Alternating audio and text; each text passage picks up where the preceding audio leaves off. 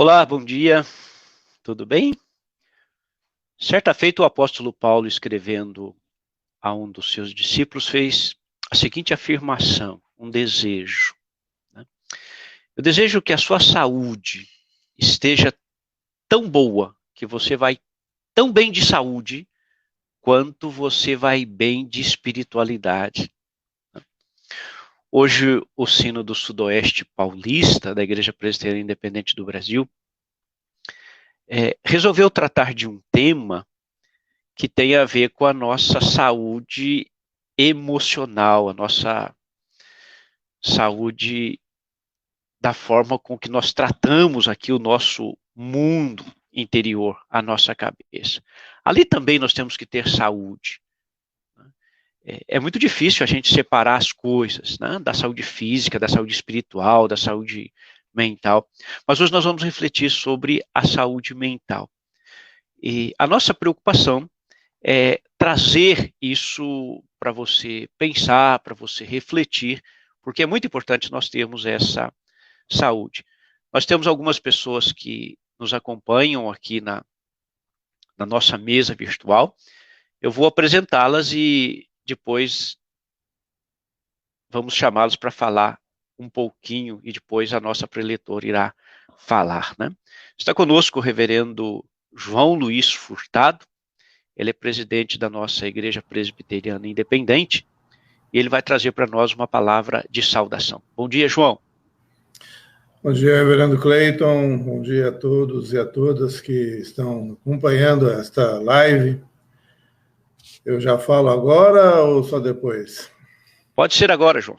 Então, rapidamente, parabenizar o Sino do Sudoeste Paulista pela brilhante ideia de promover este evento sobre saúde mental dos pastores e missionários e aquelas que lidam com os rebanhos que Deus tem confiado a todos nós.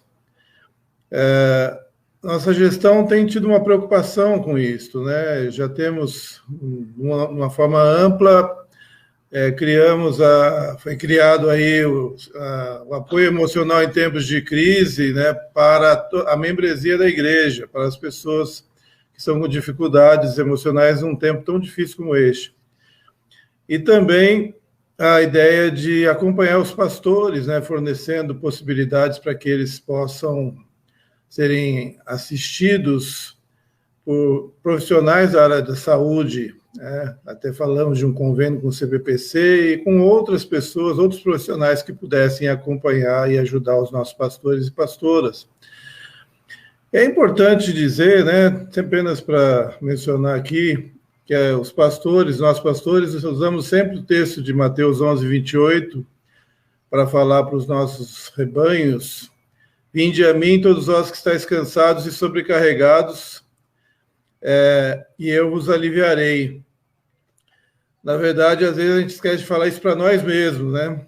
Os pastores e pastoras, todos os líderes que andam, às vezes, carregando fardos enormes, fardos pesados, muita ansiedade.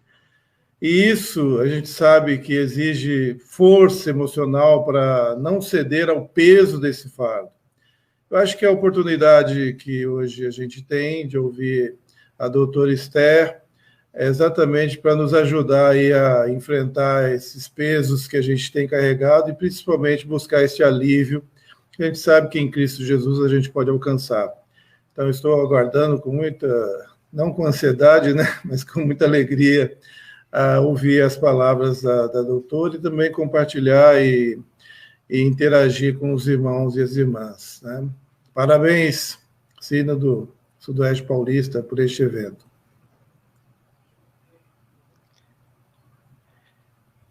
Também está conosco, compondo a nossa mesa, o reverendo Mário Sérgio de Góes, e ele é secretário pastoral da IPI do Brasil, e também vai nos trazer uma saudação. Bem-vindo, Mário. Obrigado, Cleito. Bom dia a todos, a todas que estão acompanhando.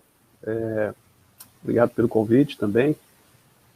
Como secretário pastoral da IPI do Brasil, representando a secretaria, muito especialmente a gratidão e também por um sínodo, né, se preocupar com esse tema e trazer essa proposta, essa oportunidade, né, dessa manhã, essa iniciativa. Como secretaria, queremos parabenizar e agradecer muito essa iniciativa.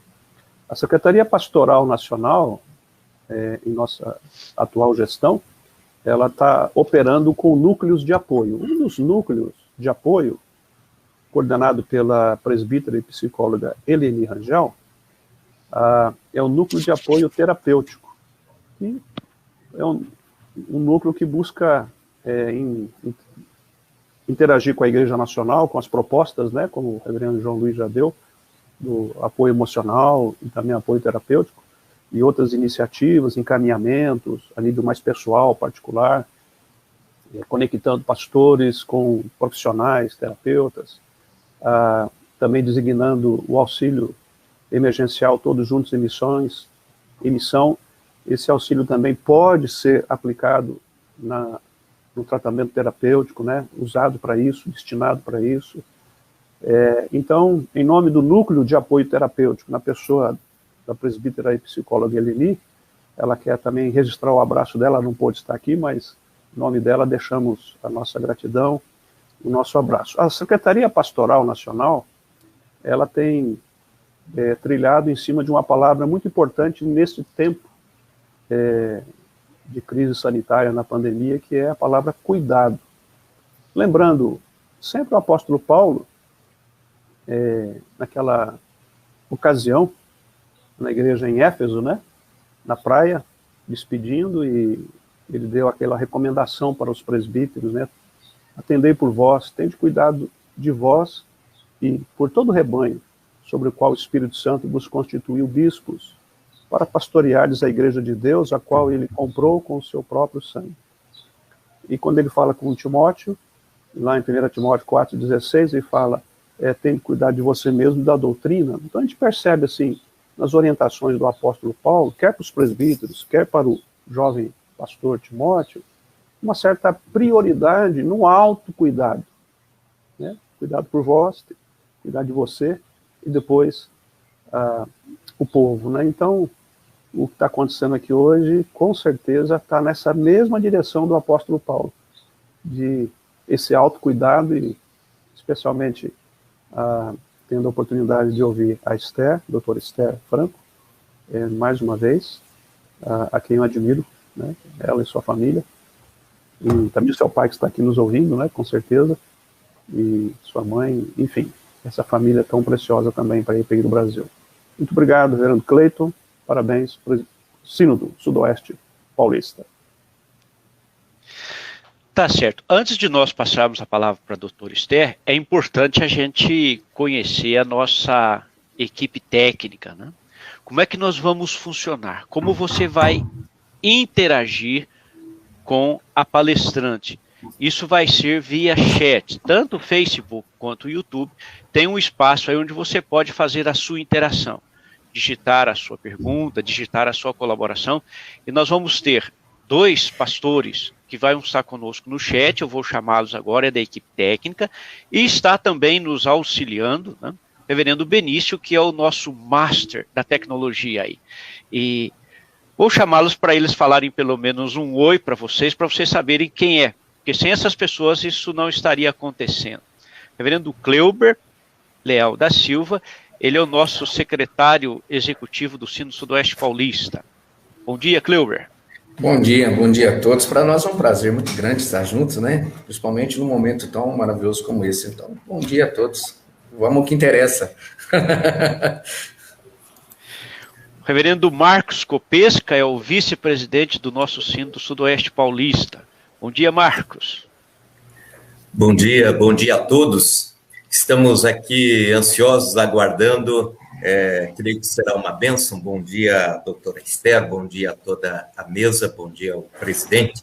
Que Deus abençoe a todos nós com aquilo que o Senhor já tem preparado para as nossas vidas nesse dia, nesta manhã.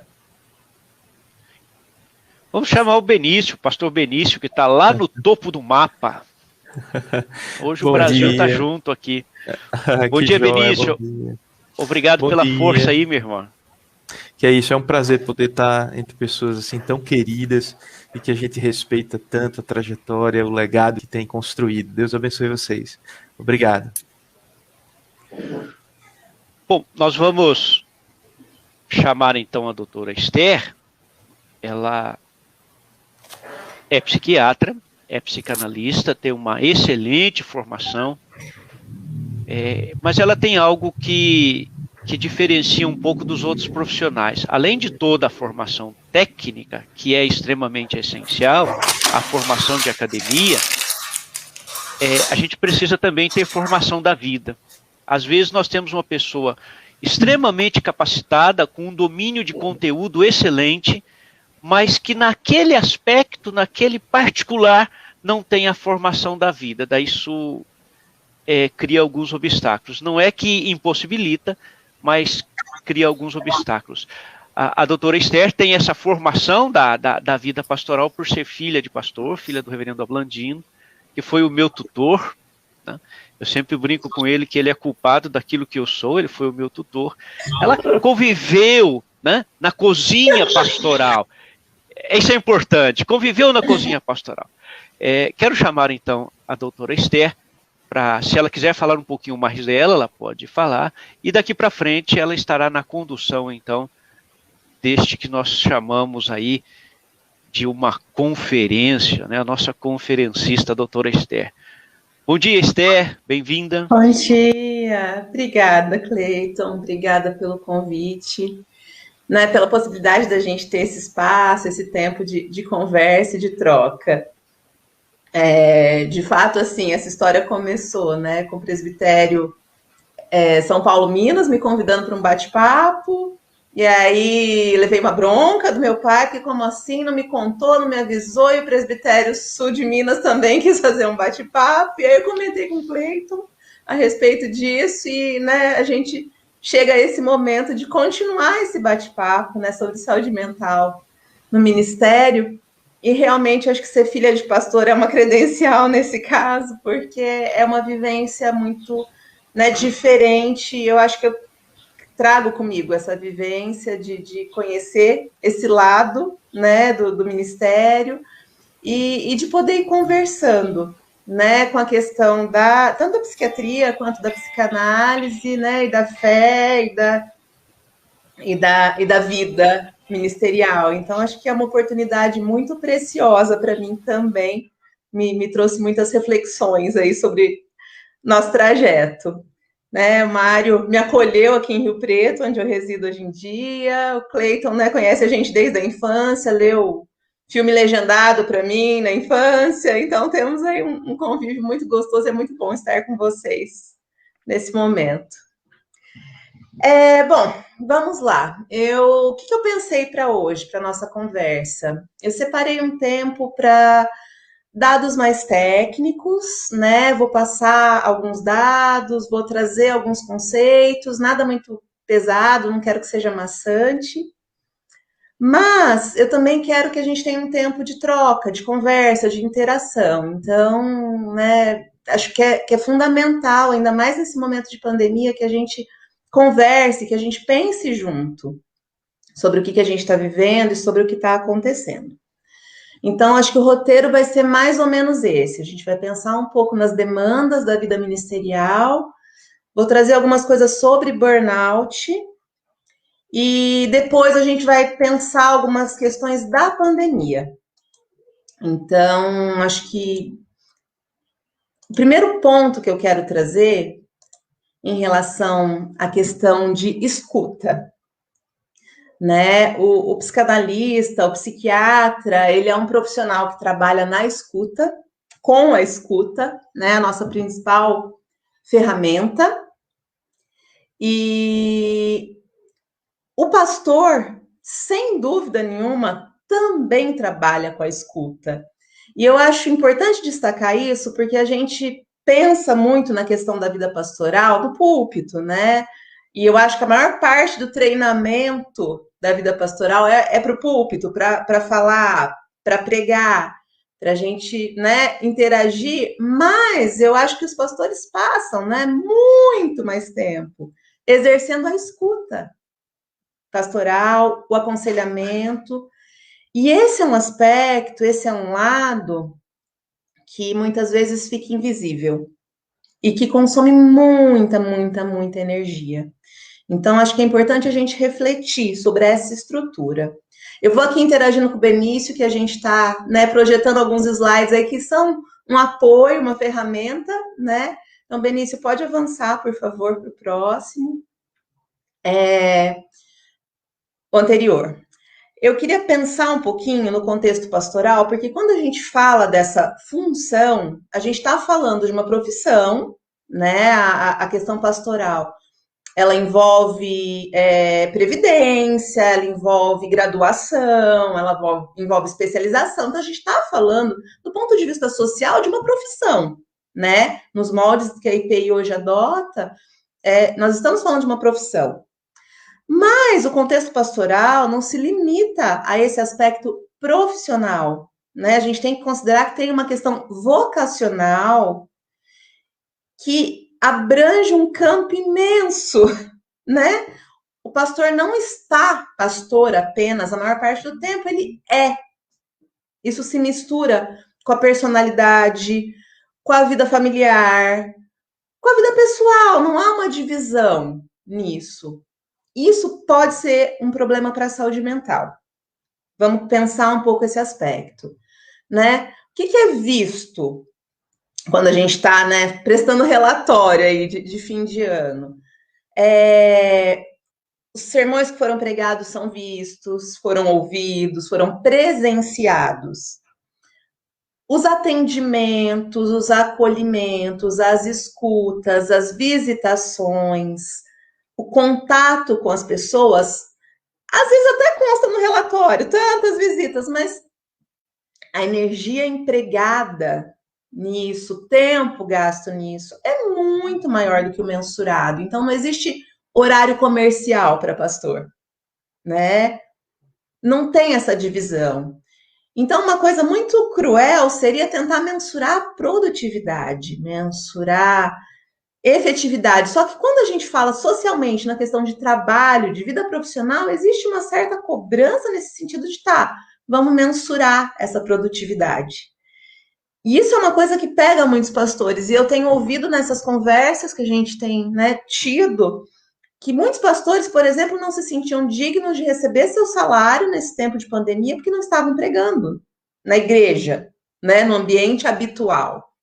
A pandemia trouxe, por exemplo, essa questão da adaptação, de ir para o virtual, de ter encontros virtuais, visitas virtuais, mas muitos pastores se enroscaram nessa questão de isso conta, isso vale, estou fazendo o meu trabalho.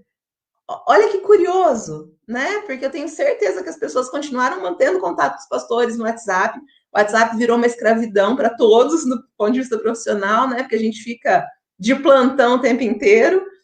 E há que se olhar para isso também, ter cuidado, ter parcimônia, estabelecer alguns limites, né? Que sejam para você mesmo, como lidar com isso, né? Mas muitos pastores se pegaram nisso, né? De estou sendo produtivo? Não estou dando conta de cuidar do rebanho? Não estou nesse contexto.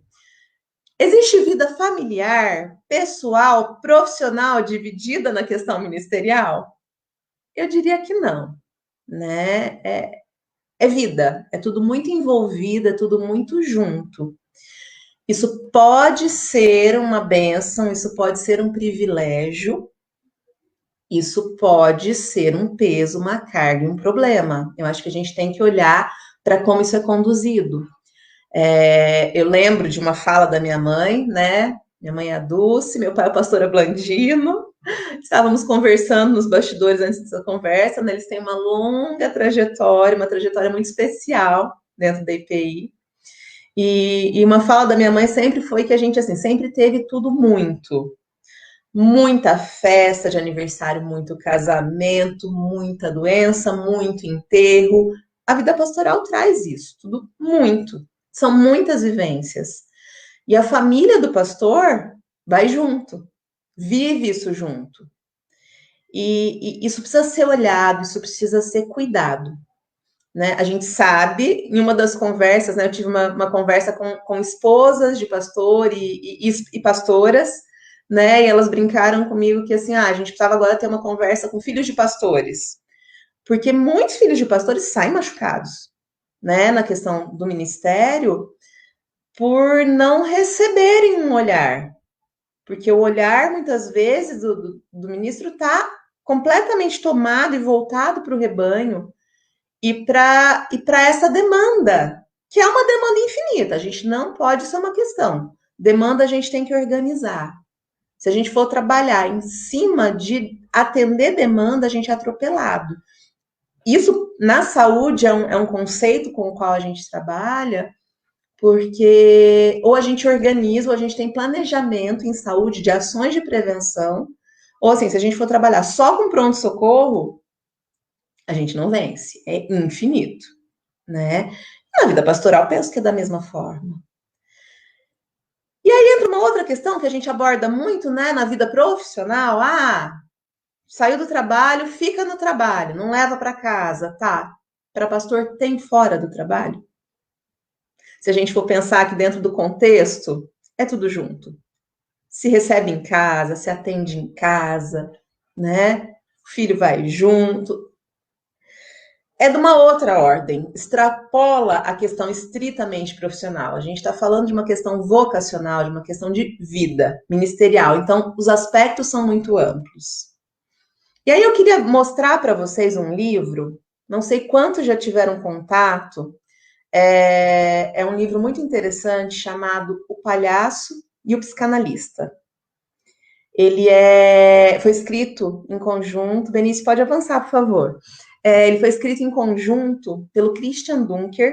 Christian é um psicanalista muito conhecido no Brasil. Ele é um vanguardista, porque tem um canal no YouTube e conversa sobre psicanálise e filosofia de um jeito muito compreensível, muito embasado.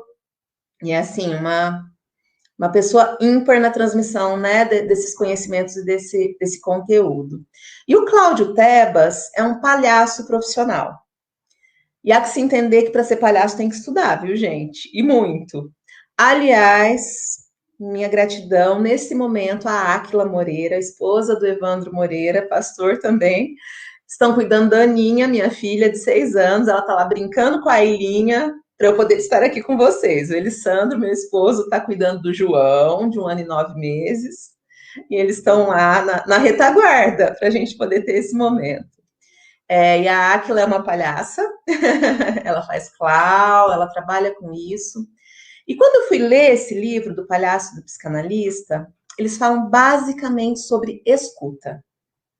Da onde o psicanalista escuta, como ele escuta, e como a escuta do psicanalista e do palhaço são parecidas e são próximas, embora os fazeres sejam distintos, né? Mas tem muitas semelhanças, porque a ferramenta essencial de ambos é a escuta. Quando eu li esse livro, cada parágrafo falava, gente, eu preciso discutir isso com a Áquila. Eu preciso falar disso com a Áquila, porque essa é a minha referência, né? A pessoa que eu conheço, que eu convivo, que trabalha e estuda muito com isso é a Áquila. E estamos, eu e a Áquila, estudando semanalmente um capítulo do livro. A gente tem 1 hora de encontro por semana, a gente está lendo juntas e discutindo. Está sendo preciosíssimo esse tempo nosso.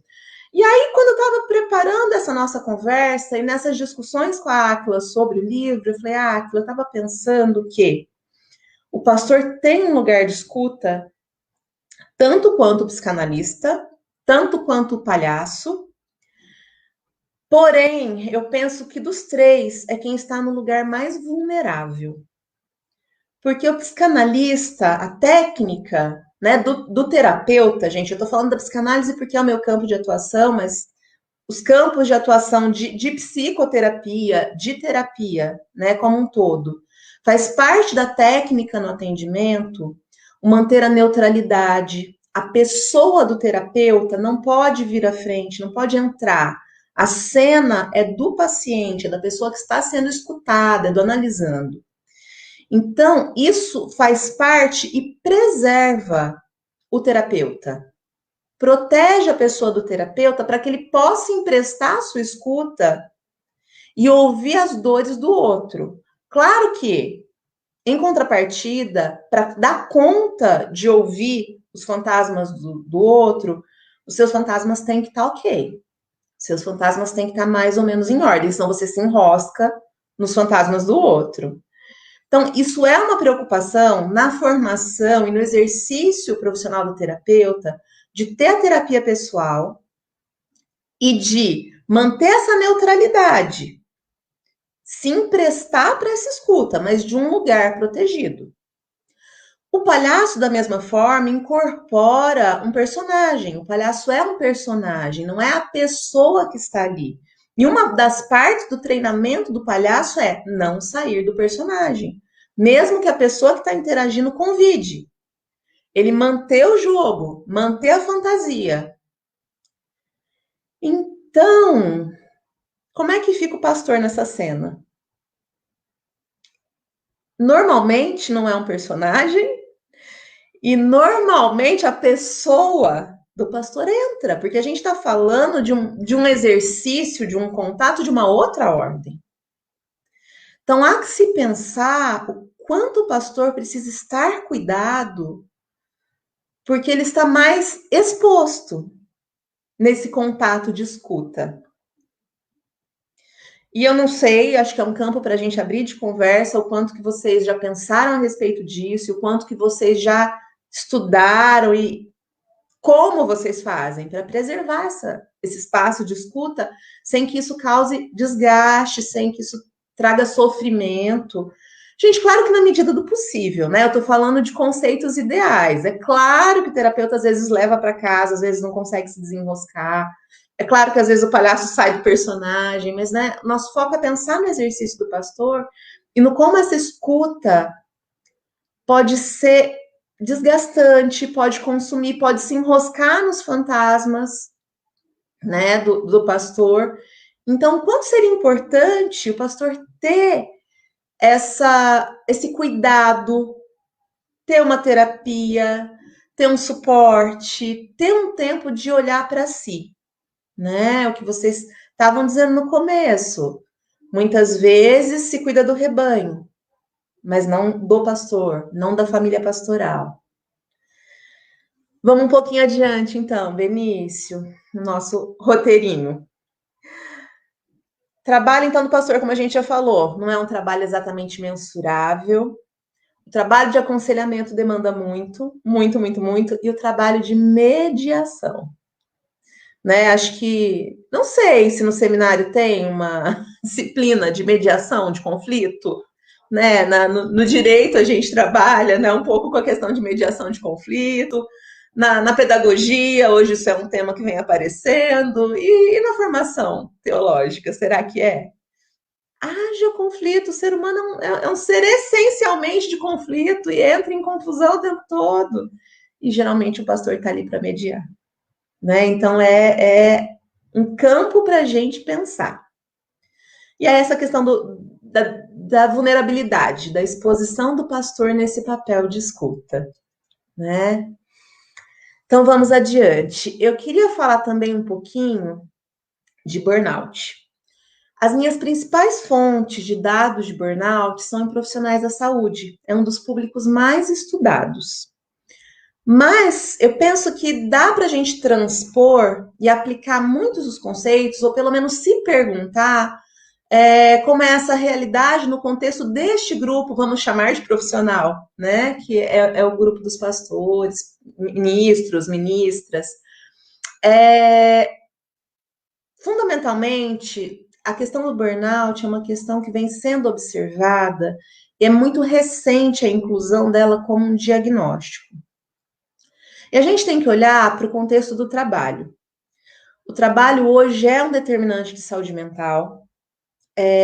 A gente passa a maior parte das horas do dia envolvidas nas atividades de trabalho, nas atividades profissionais.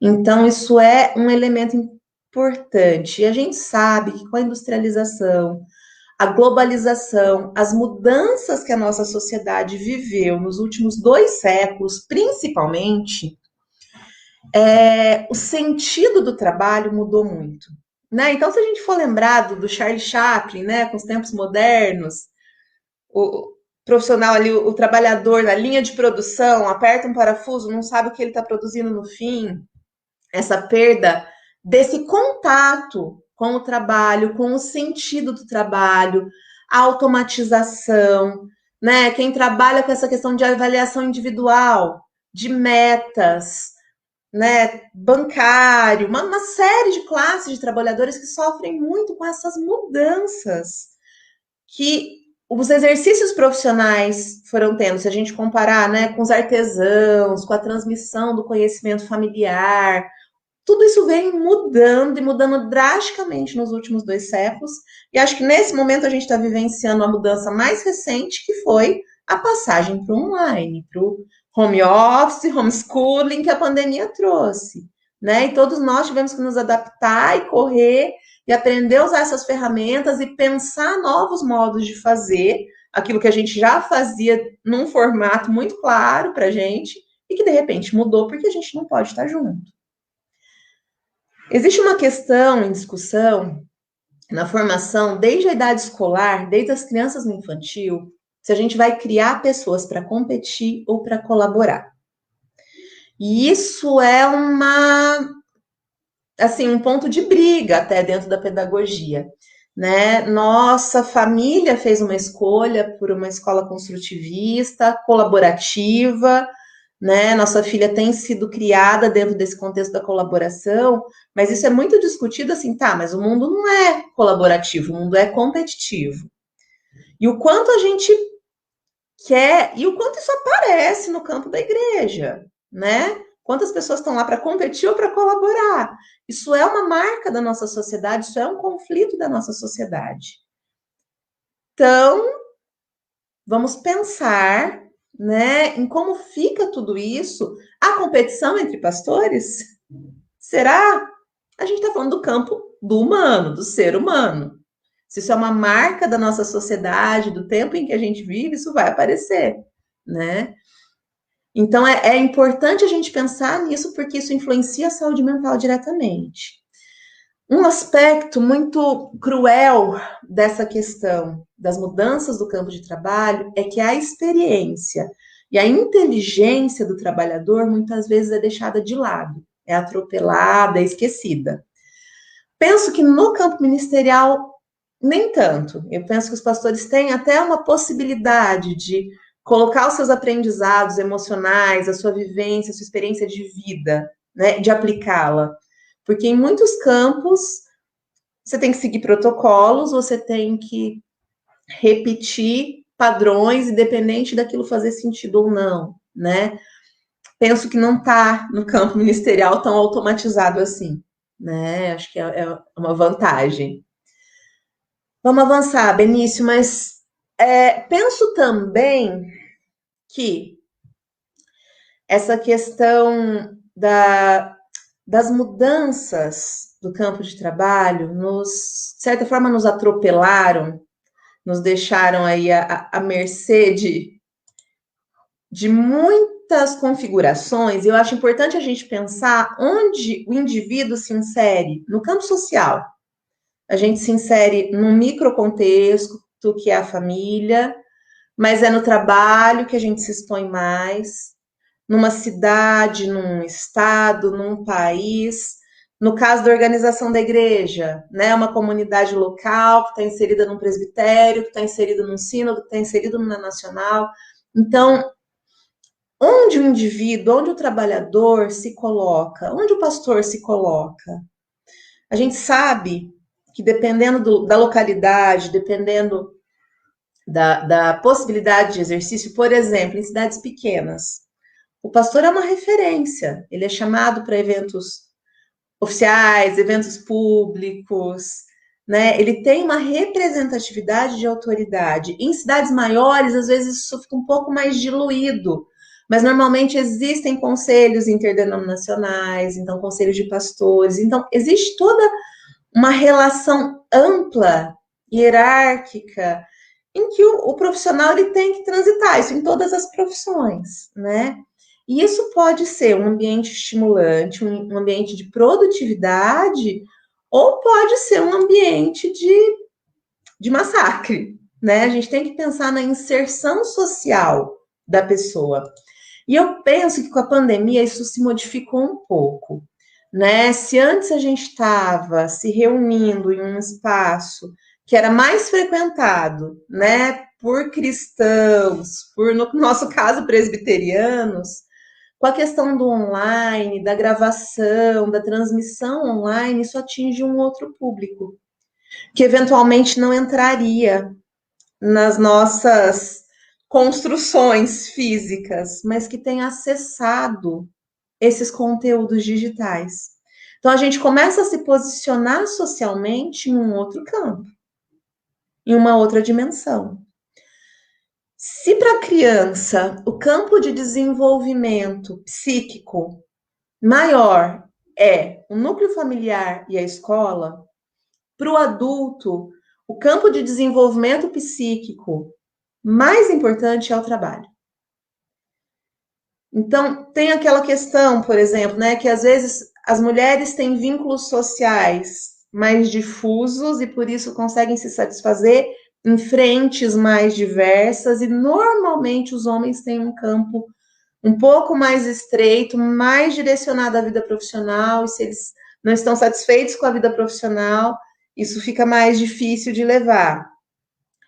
Como no caso do pastor não há essa divisão do familiar, do pessoal, do profissional de uma maneira tão clara, a chance disso se embolar e, de repente, uma frustração com a profissão refletir diretamente na família, ela é maior. Esse trânsito de um campo para o outro, ele é mais fluido, para bem e para mal, né? Acho que a gente vai construindo conceitos aí para pensar. Benício, avança para mim, acho que uns 3 slides já, para a gente falar do Taylorismo. Só para retomar, tá, gente? Estou passando essa parte mais teórica, e só para a gente entrar no como a gente vai parar no burnout. Mas se a gente pensar que hoje a gente aplica princípios científicos, que a gente tem uma concepção, que a gente tem planejadores e executores, trabalhadores, que o trabalho foi sofrendo uma automatização do gesto, que a gente foi perdendo essa fluidez, às vezes a gente tenta fazer e tenta aplicar, e eu acho que em vários momentos isso é legal, e em vários momentos a gente tem que tomar cuidado. Por exemplo, aplicar conceitos da administração. Porque o pastor, dentre outras funções que não são poucas, ele geralmente administra. Principalmente nas igrejas menores, o pastor tem que administrar, né, a estrutura, tem o conselho, claro, para auxiliar, né, essa responsabilidade é dividida, mas em muitas localidades o pastor encabeça isso, né? Então ele tem que ser planejador, executor, e muitas vezes a gente tenta aplicar conceitos da engenharia de produção, da administração, desses campos teóricos que estudam esses processos de administração, e muitas vezes essas aplicações são felizes, são boas aplicações, né, na administração e na gestão da igreja.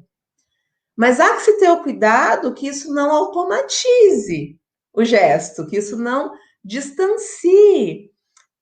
Eu falo isso, inclusive, pela vivência, né, de educação em nível superior, em faculdades privadas, que há essa discussão e essa briga. É uma empresa a ser administrada, mas o trabalho é em torno de educação e de gestão de recursos humanos. Isso é fundamental para a educação. Então, não dá para aplicar diretamente um conceito de administração, vamos dizer, de cervejaria da Ambev, que é hoje uma referência em gestão, numa instituição de ensino. Tem coisa que não vai funcionar. Assim como, se a gente aplicar alguns conceitos de maneira muito engessada no campo ministerial, não cola, não funciona. Porque a gente está falando de gestão de seres humanos, e a gente está falando do campo espiritual, né, que vai muito além do campo da educação. Então, assim, olha a complexidade do campo onde, né, vocês atuam. E eu acho que é muito legal, tem um autor que é o De Jurs, que ele vai escrever um livro, já que já é antiguinho, mas que conversa muito com essa questão do trabalho, que é A Loucura do Trabalho. E ele vai observar como em alguns campos profissionais há um compartilhamento de estresse, de neurose. Então ele vai descrever tipos. Os profissionais de saúde, em especial os médicos, eles são um tipo. Eles desenvolvem determinadas defesas para lidar com as angústias que o trabalho provoca. Então, a gente vê muito médico que precisa ser humanizado, porque criou uma casca tão grossa que já não se relaciona mais com o humano, né? E a gente sabe que isso é um problema dentro da medicina.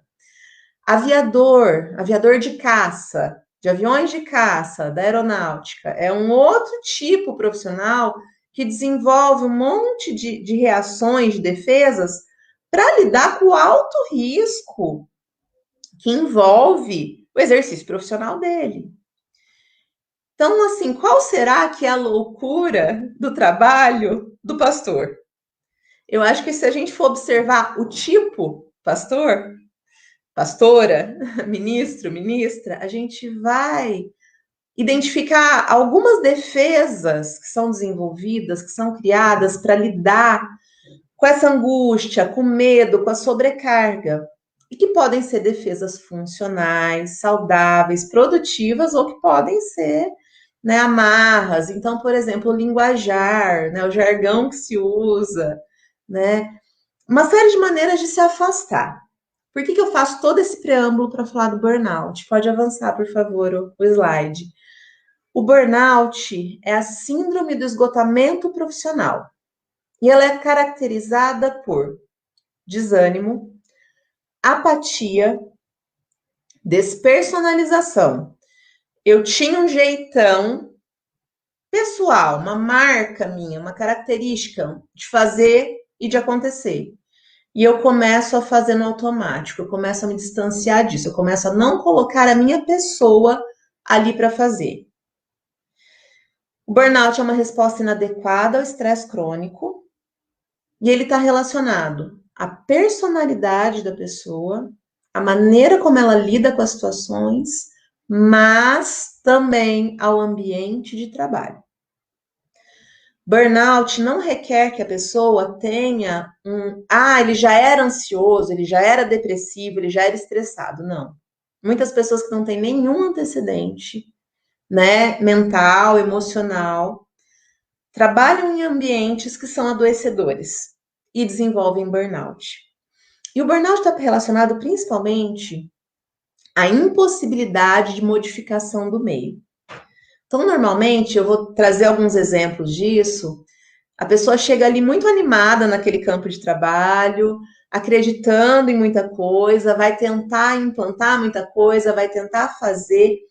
E se ela encontrar barreiras muito rígidas, um ambiente muito inóspito, uma condição muito desgastante, ela vai tentando modificar. Não, vou tentar por aqui, vou tentar por ali, vou tentar de outra forma. Se ela começa a não conseguir encontrar mudanças e ajustes que permitam que ela continue desenvolvendo o seu trabalho de uma maneira pessoal, de uma maneira gratificante, colocando a sua marca, ela começa a se desgastar. E a gente diz que o burnout está instalado no momento em que essa pessoa perde a esperança, né? A desesperança é um fator, de que ela pode modificar esse meio, que ela pode modificar esse ambiente. E aí ela vai para o desânimo, para a apatia, para essa coisa da despersonalização, ela se retira. Ela começa a fazer apenas o protocolar, o automático. Quantos de nós, se formos olhar e nos perguntar com sinceridade, não estamos em burnout nesse momento, né? Quando eu fui preparar essa conversa, eu fui pesquisar, e a gente tem muitos dados sobre profissionais de saúde, e eu não encontrei muitos dados sobre profissionais religiosos, né? Penso que é um campo para quem quiser estudar. Como está isso? Como é burnout dentro do nosso contexto, dentro da nossa igreja, dentro da nossa denominação, ou no meio pastoral no Brasil. Acho que é um super campo de pesquisa, tá? Isso é um viés de quem acabou de sair do mestrado, tá? Com esse botãozinho da pesquisa ligado ainda. Mas é um campo para a gente estudar, porque não achei muito dado, muita coisa a respeito, e eu penso que isso é importante, que a gente precisa olhar para essa questão. Será que os nossos ambientes, as nossas comunidades, as nossas igrejas hoje são ambientes adoecedores para os ministros, para as ministras? Acho que é uma pergunta importante que a gente precisa fazer. Porque em muitas circunstâncias, sim. A gente sabe que a saúde mental é a quarta onda da pandemia, né? E como é que está esse ambiente, como é que está esse cuidado? Né? Tudo que o Mário falou, eu acho assim, importantíssimo e fico feliz, né, de que a denominação já esteja preocupada e agindo nesse sentido. Fundamental, né? Assim como outros movimentos que a gente vai conversar e que a gente vai poder citar. Bom, vamos adiante. Outro aspecto do burnout. Uma alta expectativa de satisfação com poucos recursos para lidar com a frustração. Quando a gente fala de recursos, a gente não está falando só de recursos externos, também de recursos internos. Quanto a gente trabalha na formação teológica, pastoral, no treinamento ministerial, a questão do autocuidado, da terapia pessoal, da mentoria, do cuidado pastoral consigo e com a família. Quanto a gente dá mais atenção, isso assim, em todas as profissões, tá, gente? Eu atuei agora, me desliguei quando o João nasceu, mas eu atuei em núcleo de apoio psicopedagógico de uma faculdade de medicina privada, e a discussão é exatamente essa, meu mestrado é em cima disso. Trabalho de mentoria, pensar em não só formar profissionais tecnicamente competentes e qualificados, mas profissionais emocionalmente saudáveis. Eu acho que isso é um aspecto para a gente olhar, para a gente pensar, para a gente incluir na agenda, né? Não é só a questão de recursos externos, claro que é fundamental quando você tem parceiros bons, quando você tem recursos de estrutura, financeiros ou de colaboração da comunidade, tudo isso funciona muito e ajuda muito. Mas recursos emocionais internos, né? Estar bem com seus fantasmas para enfrentar os dos outros. E aí, dentro desses dados, eu queria trazer alguns exemplos para vocês do contexto da saúde para a gente poder extrapolar para esse contexto. Então, esse conceito do burnout, ele começa a ser assim, realmente discutido do ponto de vista científico na década de 70, por essa questão de exaustão, de energia, de recurso. E aí começa a se observar nos trabalhadores a questão de depressão, de irritabilidade, de inflexibilidade, que isso é um aspecto, a gente, né, vem trabalhando essa coisa de que ou a gente desenvolve resiliência ou a gente desenvolve resiliência, né? A pandemia, o contexto que a gente vive no último ano e meio, ou a gente flexibiliza, ou a gente flexibiliza, ou a gente vai se quebrar, porque não dá para ser inflexível. E essa questão da inflexibilidade, ela vem sendo observada como um fator de adoecimento. Muitas vezes, apesar das boas intenções, existem más escolhas. E essas escolhas podem levar a um adoecimento emocional, a todo esse desgaste, essa frustração e esse esgotamento. Então, eu acho que a gente precisa estar atento a isso. E aí, dentro deste campo, que vem sendo estudado, a gente tem alguns outros agravantes, né? Quem nunca, né, fora do campo da igreja, não viveu redução de quadro de profissional, corte de custo, né? Então agora você faz o papel de duas pessoas, né? Você se vira e vira dois, né? Então a gente vive hoje num contexto que socialmente é isso que acontece. Vamos enxugar, vamos otimizar, né? É uma frustração às vezes, né? O feedback, o tal do feedback, né? Vou receber um feedback, é muito difícil dar e receber feedback. E às vezes você aumentou sua produtividade, melhorou, criou um projeto novo, desempenhou uma função nova, você está achando que você vai receber um feedback positivo, você recebe, não, mas você poderia fazer mais aquilo, mais, né? O não reconhecimento do que já está sendo feito. Então, são fatores, e vocês reconhecem esses fatores dentro do contexto de vocês, né? Quem mais adoece por burnout, por esgotamento profissional, segundo as pesquisas? Trabalhadores com contato direto, frequente e emocional com a sua clientela. O pastor está no centro desse contato direto, frequente e emocional. A área da saúde, serviço social e educação encabeçam essa lista. Mas, de novo, tem pouco dado sobre os profissionais da religião. Eu acho que a gente precisava procurar esses dados, porque é o perfil de exercício, é esse contato direto com as pessoas. Isso é desgastante. E se não houver um cuidado nesse sentido, isso vai desenvolver adoecimento.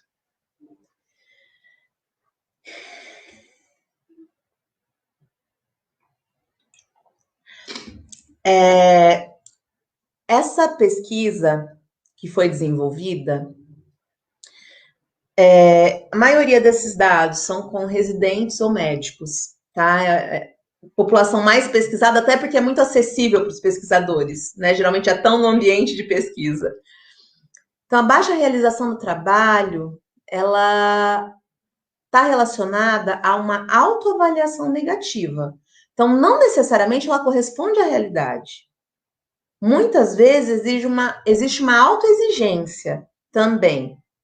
Então, o profissional ele se torna insatisfeito com o seu desenvolvimento profissional e vai experimentando esse declínio no sentimento de competência e de êxito. Então, um outro aspecto, além do aspecto externo do ambiente profissional, é como eu me vejo, o como eu me leio, o quanto eu me conheço e o quanto eu tenho referências, pares, amigos, pessoas que podem me apontar. Pessoas que que têm acesso sincero e que eu vou escutar de fato. Quer ver coisa ingrata?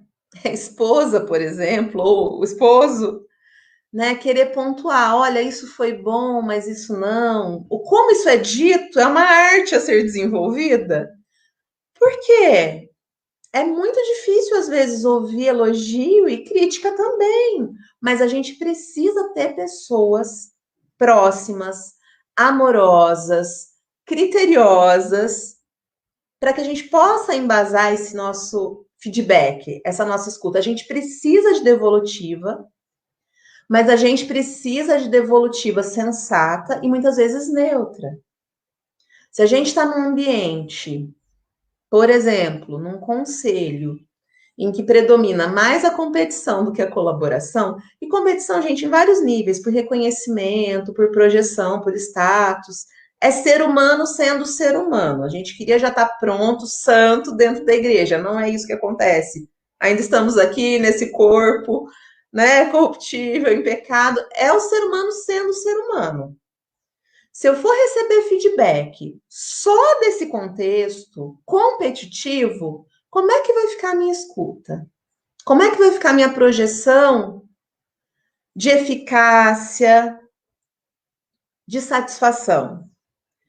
Então, a gente precisa enxergar, dimensionar, né? Eu acho que, assim, a estrutura da igreja ela é criada para proteger, para viabilizar, para que uma pessoa só não monopolize a palavra e a vontade. Então, a estrutura do conselho é uma estrutura, né, para dividir responsabilidade, para dividir poder de decisão, né? A união das igrejas, né, em presbitério, sínodo, por exemplo, muitas pessoas criticam, né, porque Instituição padece de questões institucionais, né? É o ser humano fazendo a gestão, gerindo. Mas muitas pessoas que criticam a instituição, quando se veem sozinhas, sem a proteção da estrutura institucional, percebem o quanto faz falta a proteção. Então, não estamos criticando de maneira alguma a estrutura, porque ela é necessária, mas é importante que a gente tenha uma leitura crítica sobre as dificuldades de funcionamento, que envolvem as dificuldades das relações humanas. E é importante a gente pensar isso.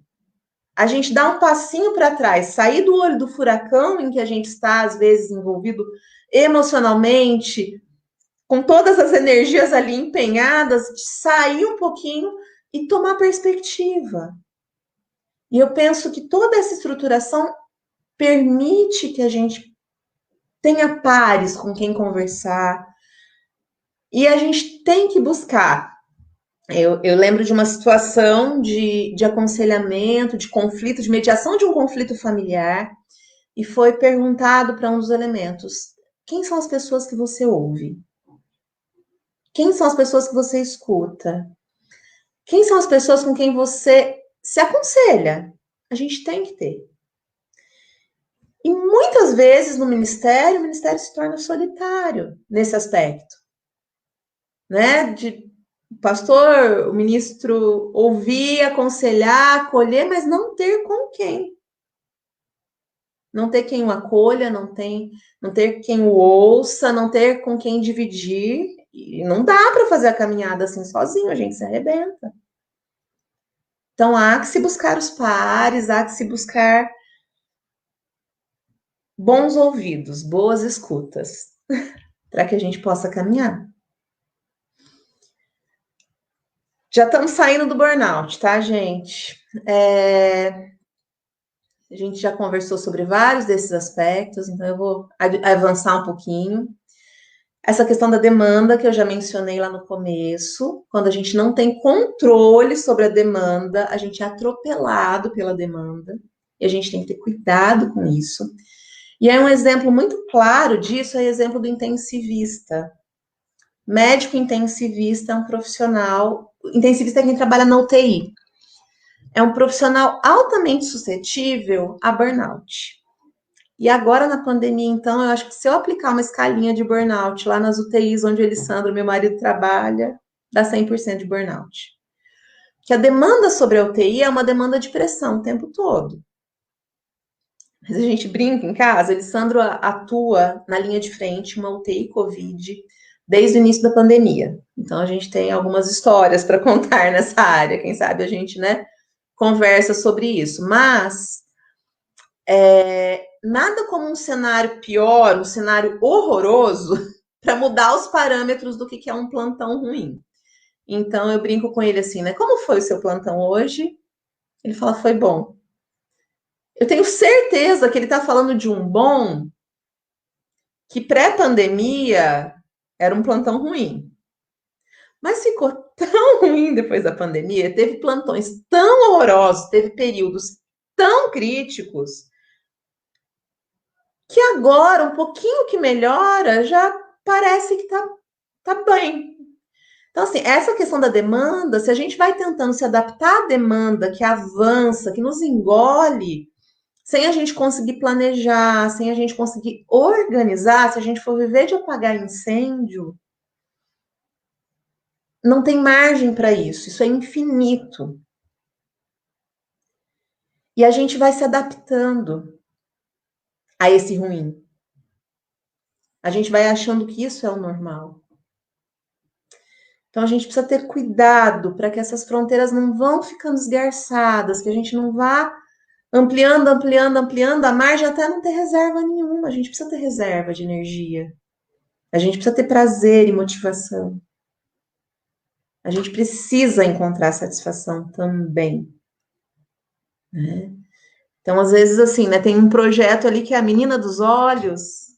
Precisa ter uma âncora que mantenha a energia.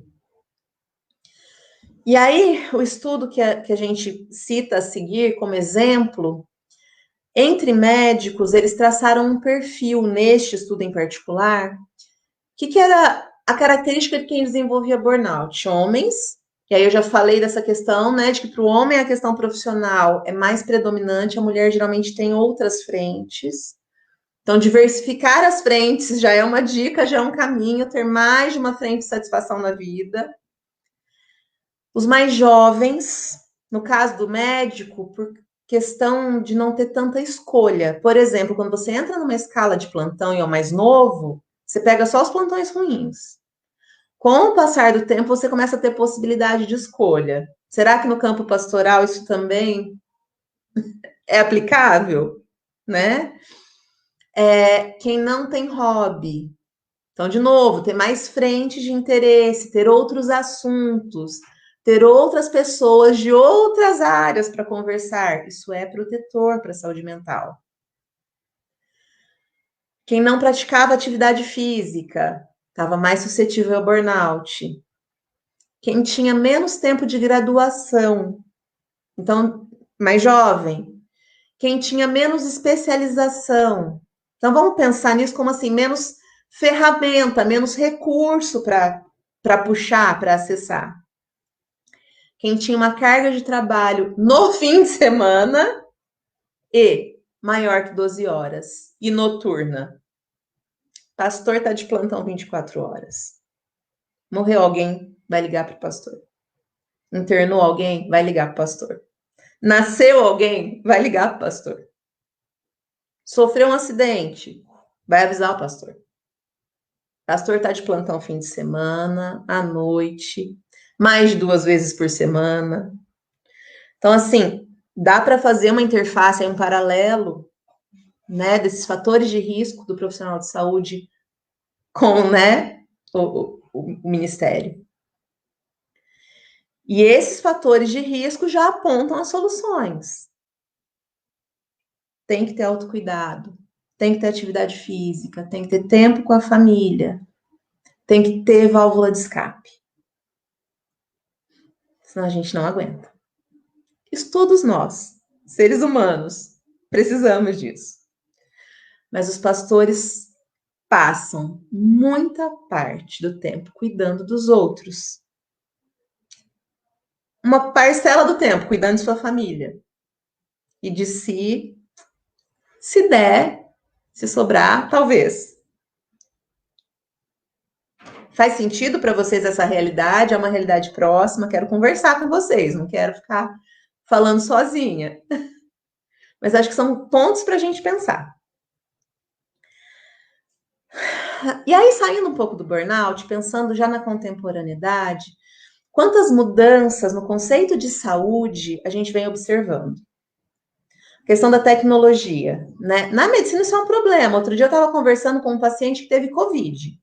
E eles queixando para mim, olha, o pneumologista está cuidando do meu pulmão. Quem vai cuidar da minha dor na perna, que também é relacionada à Covid, à UTI que eu fiquei, mas que não é do médico do pulmão. Então, essa coisa de ver o ser humano em pedacinhos, fragmentado, é uma questão que já vem sendo discutida, não dá. E a tecnologia dentro da área da saúde é uma questão, né? E se a gente for pensar que há uma tendência social, né, de colocar essas fragmentações, essas especificações, essas estruturas muito tecnificadas, isso ajuda em um monte de campos. Eu acho que o fato da gente estar aqui online, podendo ter esse tempo junto, é uma prova de que isso não tem só lados ruins, mas o ser humano precisa de contato, para além do protocolo, para além da formalidade. E aí, mudanças sociais muito importantes que aconteceram na maneira como a gente lida com a dor, com a morte e com a impotência. O ser humano tem se distanciado cada vez mais de acessar esses sentimentos, de manter contato com eles, de conversar com eles. Há uma tendência, né, de onipotência, de pensar que com os recursos tecnológicos e toda a ciência e tudo que vem, né, sendo desenvolvido, a gente vai se tornar imortal, vai vencer a morte. Não vai acontecer, não é por aí, né? Mas há esse desejo no ser humano. E quando a gente conversa, por exemplo, hoje dentro da área de saúde, existe toda uma vertente, um campo para cuidados paliativos, por exemplo, né? Das pessoas deixarem de morrer sozinhas no hospital, estarem acompanhadas dos seus familiares, poderem falar sobre morte, poder falar sobre dor, né? E o pastor é muito exposto, né? Dentro daquele exemplo pessoal, né, do começo, de que a gente recebe muito, em excesso, da alegria e da tristeza. E o ter que modular isso e lidar com isso numa população, numa humanidade que está com muita dificuldade de lidar com isso, de lidar com frustração, se torna um desafio ainda maior.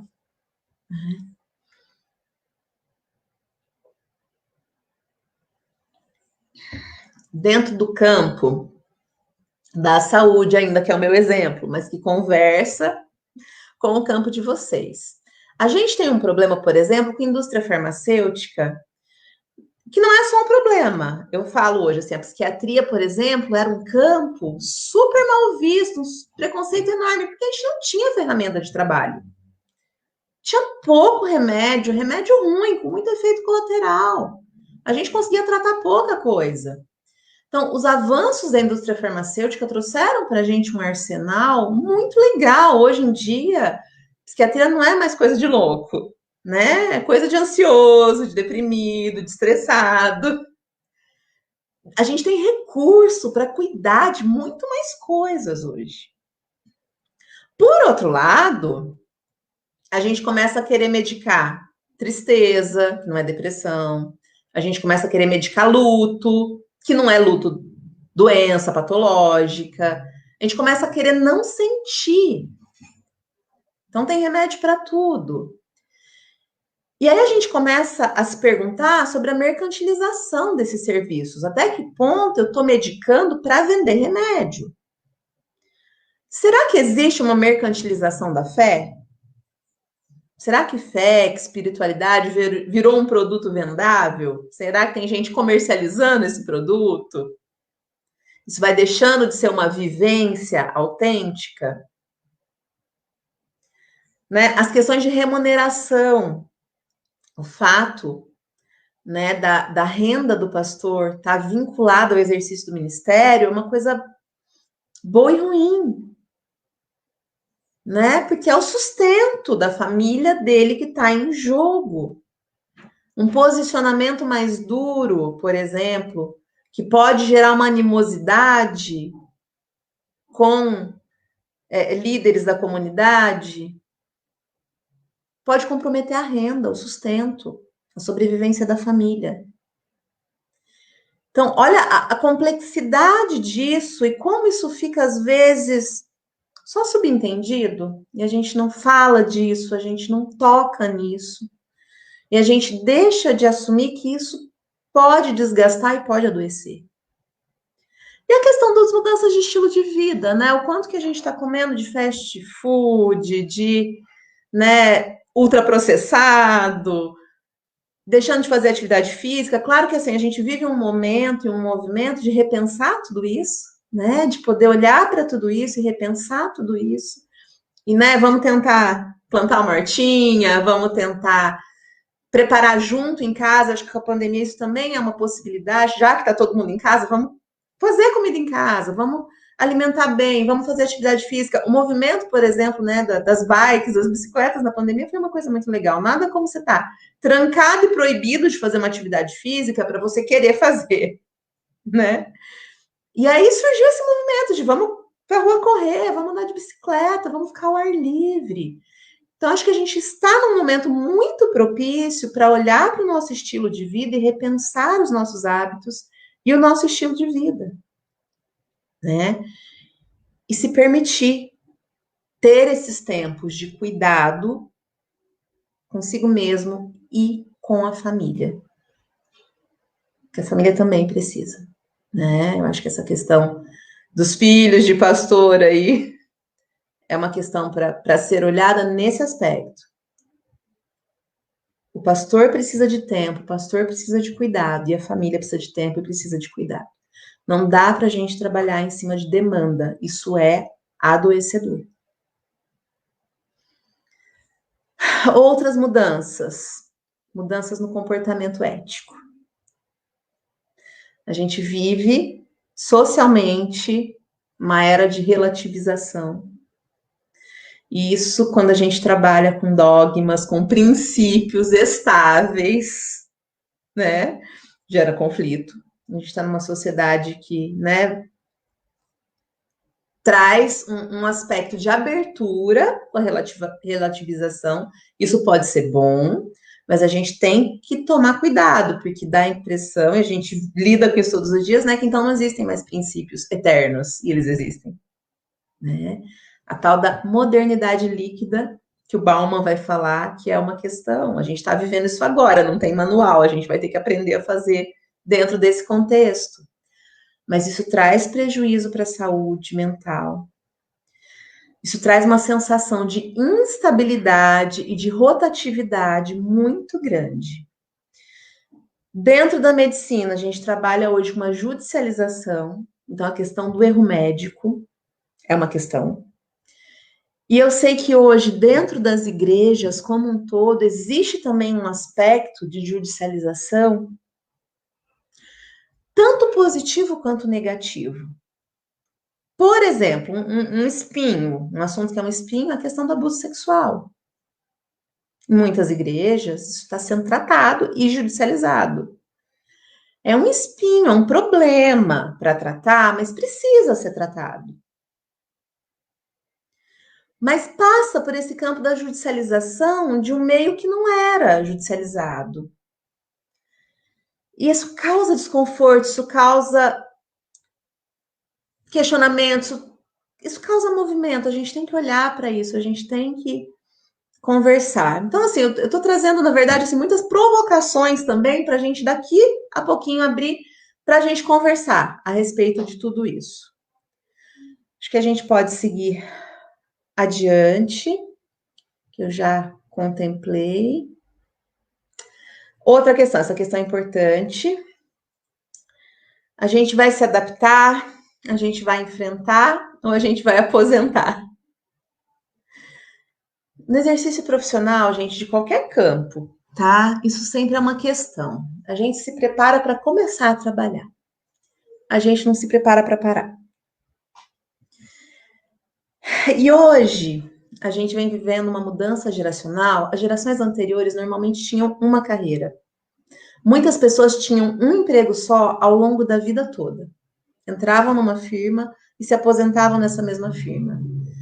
Isso hoje, para as gerações atuais, é a exceção.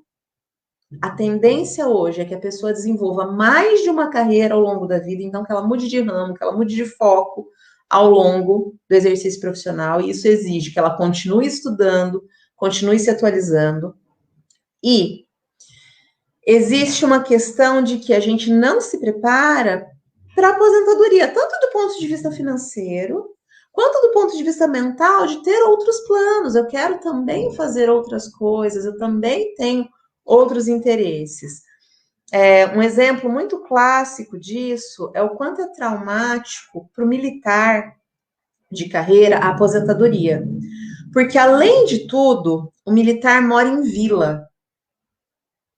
Ele mora com a sua família, geralmente ele cria os filhos dentro do ambiente de vila militar. Com a aposentadoria, ele perde o direito à moradia na vila, ele tem que morar fora da vila. Então, ele perde não só os referenciais profissionais, mas os referenciais de moradia, de amizade, convívio. Isso pode ser muito desestruturante para o indivíduo. Será que o pastor se prepara para a aposentadoria? Será que ele pensa nessa possibilidade? Será que existe um trabalho no sentido de, em determinado momento eu vou deixar de exercer essa função e vou passar a exercer outras? Como é que é a leitura disso? Porque para algumas pessoas isso é extremamente traumático, mas para muitas pessoas em burnout, em esgotamento profissional, não me adapto, não consigo, não vou conseguir fazer online, não vou conseguir fazer transmissão, a aposentadoria vem com uma conotação de fracasso, de fim da linha, não porque foi desejado, planejado, porque foi uma escolha, mas como uma sentença. Então, a gente tem que pensar, isso é uma causa de mágoas, inclusive para os familiares, do como esse desligamento se processa. Então, eu acho que são questões para a gente pensar no cuidado com a saúde mental desde já, desde sempre. Né? De ter planos B.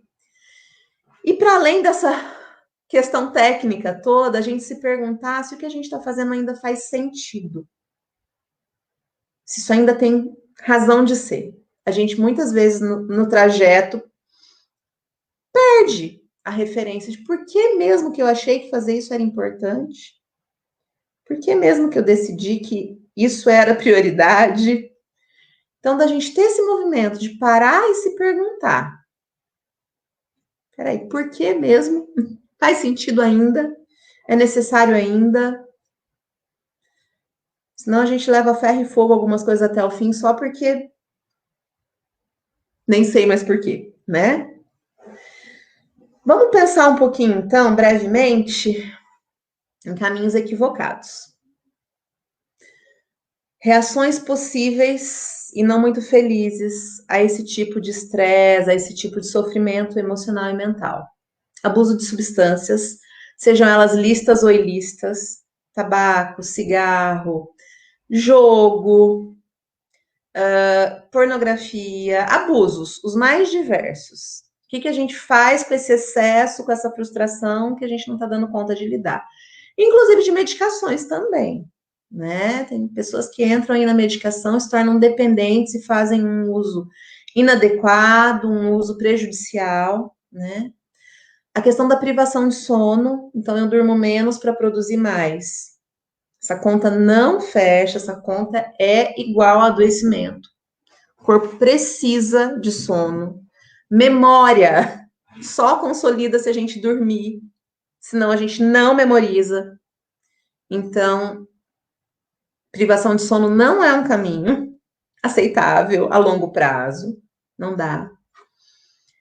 A questão da empatia é uma questão porque, assim, a gente precisa ser empático, a gente precisa ter compaixão, a gente precisa chegar perto.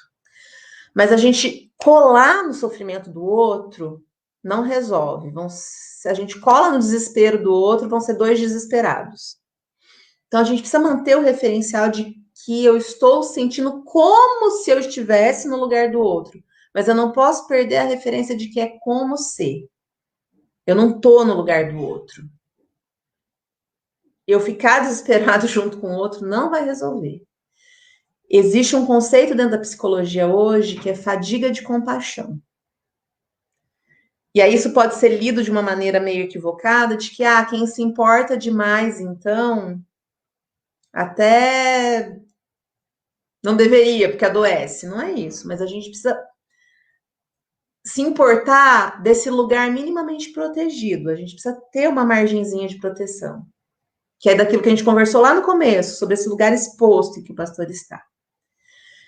A questão da automedicação, tomar o remédio que a sogra toma, a vizinha toma.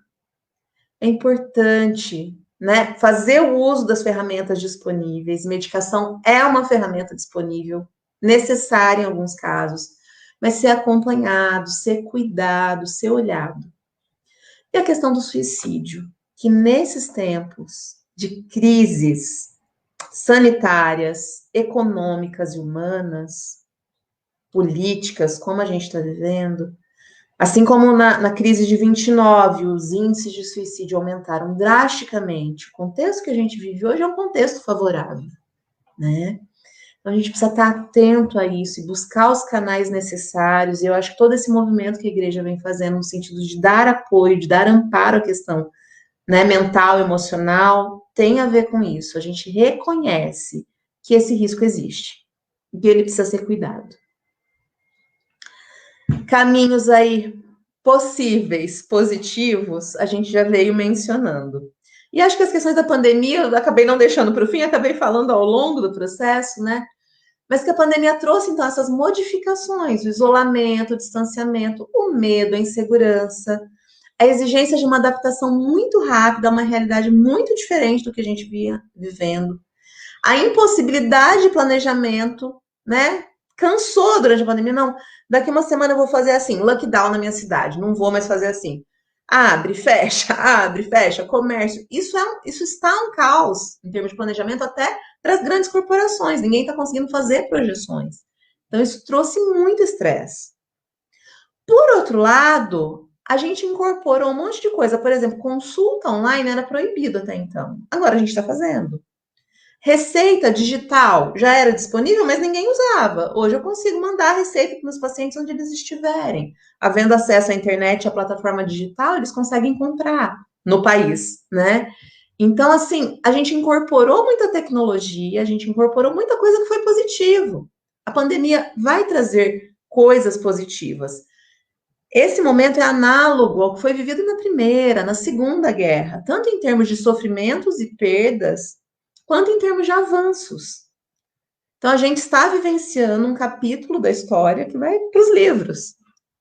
E a gente vai poder contar como foi. E talvez a gente buscar nesses referenciais de quem vivenciou esses períodos, como é que faz para sobreviver com a saúde emocional. Né? O Frank, uma série de pessoas que escreveram aí nesses períodos. A pandemia também trouxe outras questões. Né, no fazer da igreja, modificou completamente. Como a gente já disse lá atrás, aspectos difíceis, a gente não estava acostumado, a gente queria, né, se reunir no templo, estar junto, porém, isso trouxe uma abrangência diferente, que pode ser extremamente interessante. Claro, houve uma mudança no perfil de contribuição, houve uma mudança na questão da discussão política, de repente a gente está muito politizado, isso tem gerado muito conflito. Tudo bem, faz parte, então a gente tem que olhar para isso que está acontecendo e tentar lidar e gerenciar com tudo isso. Então, acho que assim, como lidar com essas questões do trabalho? A gente já foi sugerindo, né, ao longo do processo. Mas eu penso que é olhar para o ambiente, identificar no ambiente os fatores que são do ambiente, né, que não são meus, eu não preciso comprar tudo como culpa minha, mas olhar para o indivíduo, olhar para você. A gente precisa de suporte social, a gente precisa de rede de apoio. Quem que você ouve? Quem são as pessoas para quem você dá ouvidos? Priorizar o tempo para si, para a família. Mentoria é uma ferramenta interessantíssima, né? O Mário está envolvido no SARA, um trabalho que eu gosto muito, que é o trabalho de mentoria. Quando necessário, suporte psicológico, psiquiátrico, suporte de saúde, em geral, cuidar do tempo do espírito. Somos nós. Dedicar tempo ao esporte, isso não é folga do pastor, isso é necessário. Isso é recomendação médica. Gente, acho que assim, era isso, me estendi um pouco mais do que eu planejei, inclusive, mas eu quero abrir, eu quero que a gente converse agora, quero escutar um pouco do que vocês foram pensando ao longo dessa exposição. Acho que meu contato fica disponível também, né, se a gente não conseguir esgotar.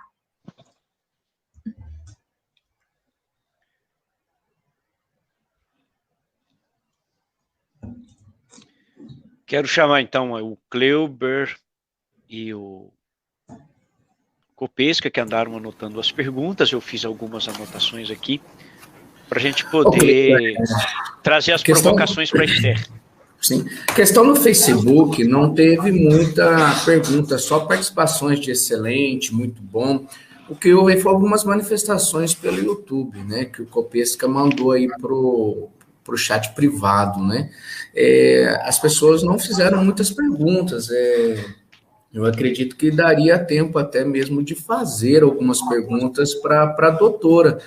Então, nós não temos pergunta, pelo menos pelo Facebook, só elogio, e realmente é muito propício, né? Tema interessante, é algo maravilhoso. Então, no Facebook, nós não temos perguntas, tá? É só elogios em relação a isso. Mas eu gostaria de fazer uma pergunta para a doutora, se eu puder, claro. Claro.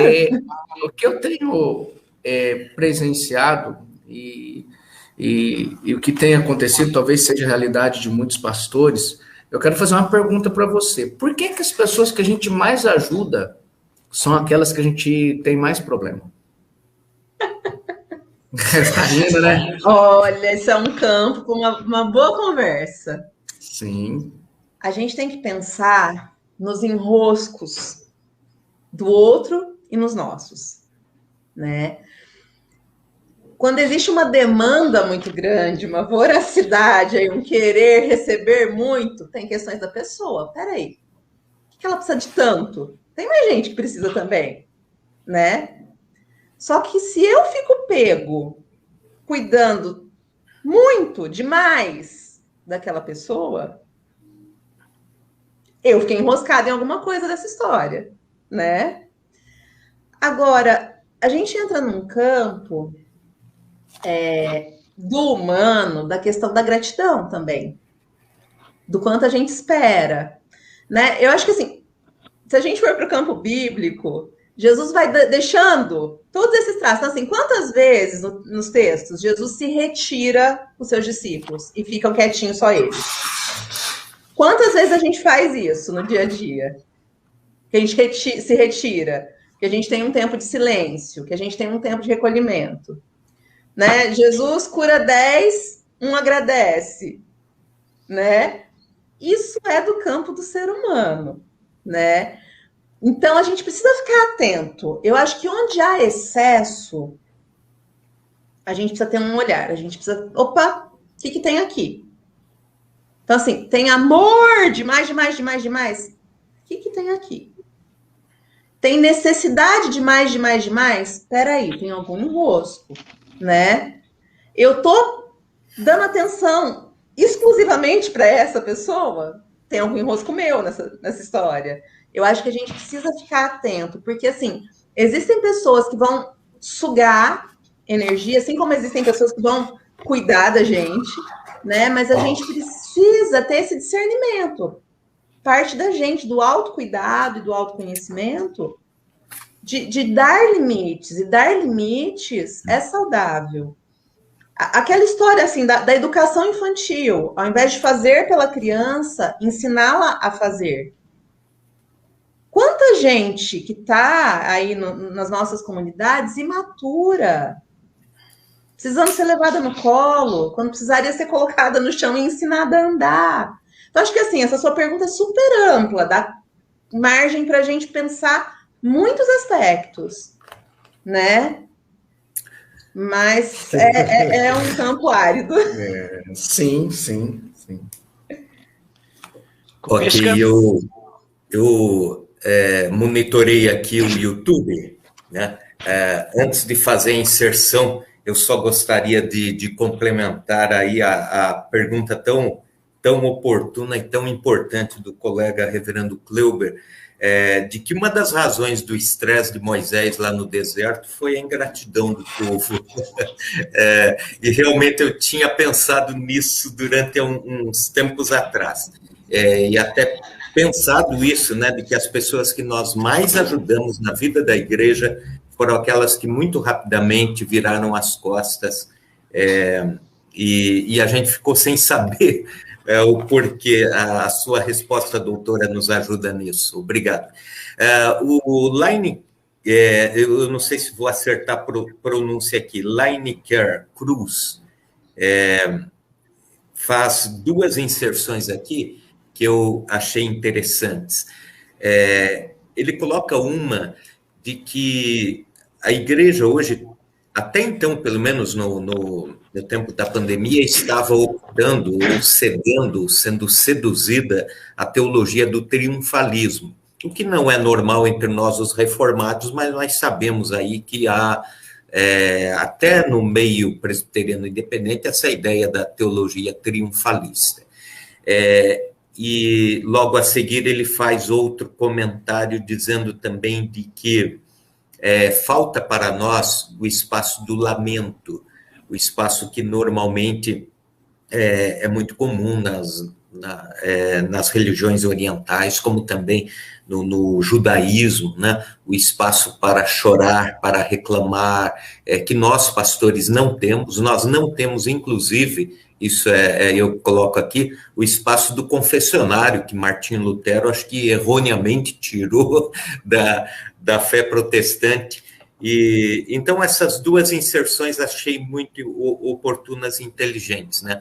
Primeiro, a sedução da teologia do triunfalismo e a falta do espaço de lamento, que acaba agravando o problema dos pastores com relação ao estresse, o esgotamento, burnout, depressão, doenças psicossomáticas e tudo mais.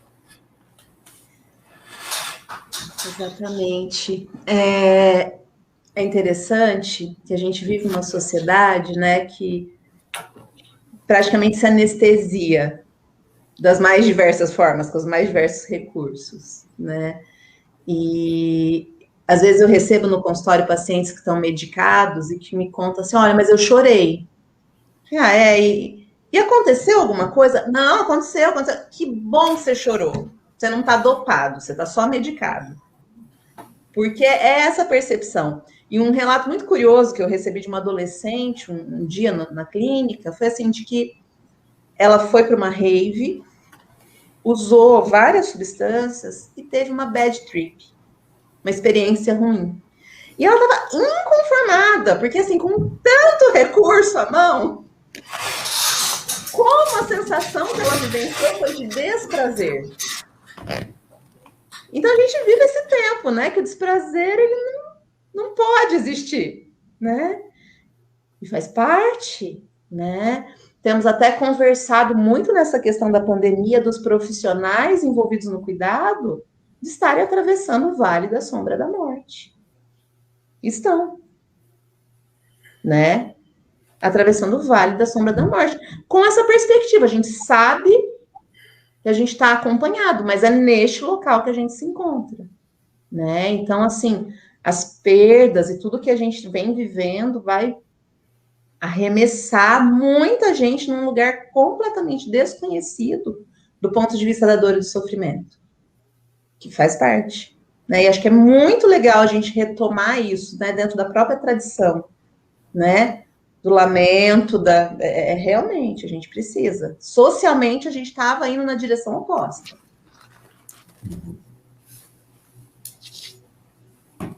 Apareceu aqui para mim uma pergunta, né, em relação à preocupação, né, de como chegar ao lugar onde se encontra esse cuidado, né, para o pastor, para a família do pastor.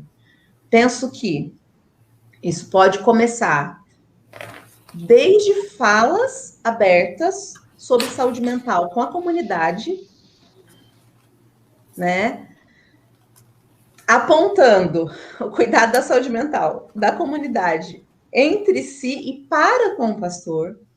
Eu acho que isso é um campo para ser colocado. O pastor é convidado a se colocar numa posição de onipotência, né? De infalibilidade, mas eu acho que mostrar vulnerabilidade, mostrar fragilidade faz parte. Ó, sou um ser humano, olha. Fico doente, tenho dor, né? Não aceitar esse convite de ficar num lugar inatingível aí, de perfeição. Uhum. E eu penso que hoje já existem instrumentos, né? Como o Mário falou, a Igreja Nacional já tem esse núcleo, já se preocupa, então é um acesso. O SARA é outro acesso. Ouço de muitas pessoas que não se sentem confortáveis de buscar dentro da denominação, dentro da igreja, que não ficou à vontade de abrir isso. Existe todo um aparato hoje de oferta de atendimento, inclusive online, né? Que com a pandemia isso também ampliou demais a oferta de atendimento e a gente tem boas referências, né? E eu acho que, assim, o ponto inicial é tocar no assunto, é identificar o assunto. Que a partir disso a gente começa a fazer circular esse tipo de informação, né? Me permite fazer aqui alguma colocação. Primeiramente, parabenizar a doutora pela brilhante exposição. Na verdade, ficou aqui, coração polvorosa, porque são muitas informações e toca realmente em temas que mexem muito com a questão do pastor, né? A atividade pastoral, a vida do pastor, a família do pastor. No começo, você falou sobre a questão lá, comparando lá da questão do palhaço, o pastor, até você disse que o palhaço ele precisa ficar no personagem, e o pastor, você chegou a dizer que no caso do pastor não é bem assim, mas até que ponto, né? Hoje a gente tem visto muitos pastores, né, que acabam se travestindo, digamos assim, de super astros, e isso acaba alimentando, né, na membresia, né, no rebanho, uma situação assim, quase que aquilo que você acabou de falar, né? O pastor, que ele é inatingível, que ele é imune a isso, mas só que depois ele desce do palco,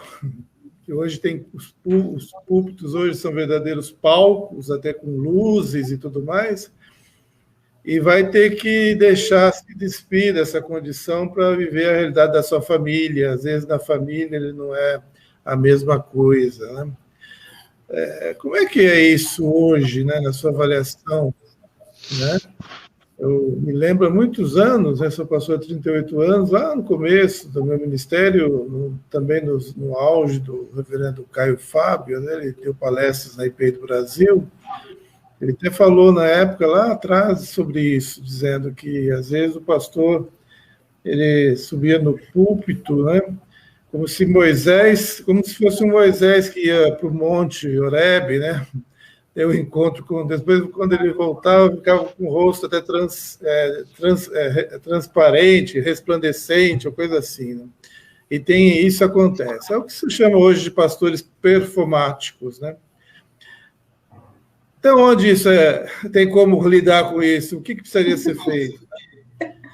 E também é importante dizer, o Cleiton aqui é secretário de Educação Teológica da Igreja, acabamos de ter uma formatura aí de uma nova turma. Até que ponto poderíamos também, já são duas perguntas, trabalhar isso lá no nascedouro, né, na formação pastoral, né? Bom, de novo, né, uma pergunta muito ampla para a gente pensar vários aspectos. O que me ocorre? Até que ponto, né, esse contexto social de transformar o trabalho do pastor num trabalho que é um produto, né, assim, comercialmente vendável, né, distanciou do que eu acho que talvez a gente considere essência, né, que é a vida em comunidade, é o conviver, é o se lapidar no convívio, né. Eu acho que a gente tem que fazer essa leitura crítica e escolher, né, fazer escolhas diariamente de que rumo a gente quer, né, a gente quer ir para as redes sociais vender um produto, ou a gente quer vivenciar alguma coisa mais de essência, mais de concreto. É um dilema da nossa sociedade, né? Mas eu acho que o campo da igreja é um campo muito propício para esse tipo de reflexão, né? De onde a gente quer se situar, porque tem mercado para tudo, para quem quiser produto vendável aí em larga escala, tem. Agora, isso faz sentido? Isso alimenta? Isso promove crescimento? Né? A gente tem que se questionar. O aspecto da produtividade e da eficácia, de mensurar essas coisas, né? Então, atrelando a pergunta anterior, né? A pessoa foi embora, né? Eu cuidei, me deu muito trabalho, virou as costas, foi embora e eu não tive mais notícia. Mas eu não sei. Né? Então, na minha tabelinha lá de checklist, eu vou pôr isso como fracasso ou como sucesso? Dá para mensurar isso? No campo do espiritual? antes da pandemia, eu participava de um treinamento com a Áquila. Ela tem um grupo de voluntários que atua como palhaços no hospital, aqui em Rio Preto, com uma ala de pediatria, né? E eles fazem um treinamento de 6 meses antes, né, das pessoas irem para o hospital. E eu tinha uma pequena participação de trabalhar a questão do como não levar para casa, né? As situações, né? São pessoas que não são acostumadas a entrar em contato com as situações de hospital e que ficam muito mexidas, tá? Então a gente começa a levantar algumas hipóteses aí de como lidar com isso. E aí um exemplo que eu gostava muito de usar e que eu acho que é pertinente, né, para essa pergunta também, é o exemplo da história de José.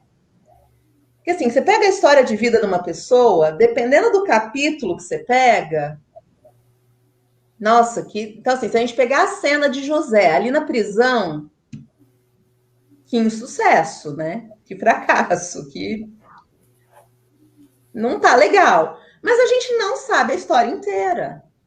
A gente não tá vendo a história inteira, a gente não tá vendo a história até o fim, né? Então a gente se dá conta de que a gente faz parte de um pequeno trecho, de um capítulo, de um fragmento da trajetória de uma pessoa, pode trazer muita tranquilidade no sentido de que, assim, eu não sei, cuidei. E ela pode ter ido ser super útil, super produtiva em outro lugar. E eu fico super frustrada que eu queria que ela fosse útil e produtiva aqui. Mas ela foi produtiva e útil, né? Então, eu acho que é um pouco a gente se perguntar dessa questão da essência, do estrutural, do que é a base para a gente, do que a gente quer ser. Né? Se quiser ser um produto vendável no Instagram, tem mercado. Né? Tem muita coisa boa em rede social para ser consumida. Né? Mas se a gente não fizer essa autorreflexão, não parar e fizer esse movimento de leitura, é o que a gente vê outro dia, um autor de livro que a nossa geração consumiu aí de Namoro de Corte, esqueci o nome dele, mas que assim, era uma referência para os adolescentes dos Estados Unidos em relação a essa questão de relacionamento e tal, e aí veio agora para as redes sociais falar de uma questão pessoal, né, de homossexualidade. E aí é isso que fala, a gente projeta uma imagem infalível, e aí quando isso desmorona em bloco também. Né? Então a gente ir vivendo mais assim de acordo com a essência de que tenho qualidades, mas olha, né? Eu lembrei da musiquinha da bailarina, Procurando Bem, todo mundo tem, né? Só a bailarina que não tem, né? Não tem chulé, não faz nada de errado, né? Eu acho que a gente precisa ter esse processo de reflexão, senão a gente é enlaçado nesse movimento que a gente vive na nossa sociedade, né? De muita imagem e pouca estrutura e pouca essência. Outra pergunta que foi postada aqui pelo nosso colega, um abraço, reverendo Edi, muito importante.